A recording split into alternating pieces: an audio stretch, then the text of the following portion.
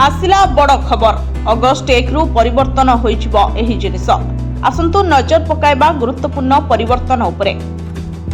जदि आपण मध्य शीघ्र ट्रेन यात्रा पई रेलबाई काउंटर रु तत्काल टिकेट बुक करंती तेबे एही खबर आपणको पई बहुत उपयोगी हेबो।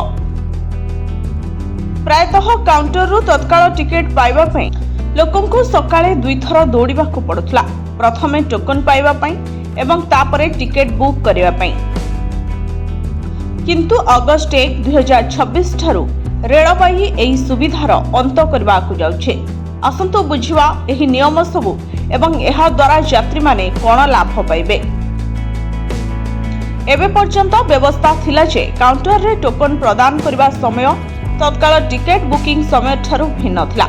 एही कारणरो लोकंकु टोकन पाइबा पई घंटा घंटा पूर्वरु लाइन ने छिड़ा हबाकू पड़ुथला एवं तापरे टिकेट पाइबा पई काउंटर को फेरिबाकू पड़ुथला।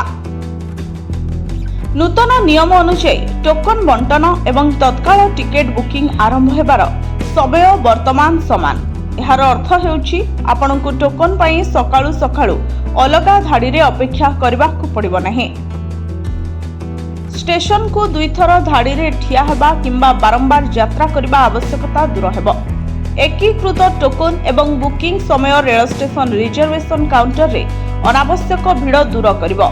यात्री माने समय सीमा रे सेमानकर टोकन पाइबे एवं सीधा सड़क सेमानकर टिकेट बुक करिवे, जहा समग्र प्रक्रिया को पूर्व अपेक्षा अधिक सहज करिबो। जदि आपण अगस्ट 1 तारिख रे किंबा ता परे काउंटर रु तत्काल टिकेट किणुछन्ते तबे स्टेशन को जिबा पूर्वरु नूतन समय जांच करबा को निश्चिंत करंतो। तथापि जदि आपण ऑनलाइन ने टिकेट बुकिंग करछन्ते तबे प्रक्रिया समान रहइबो।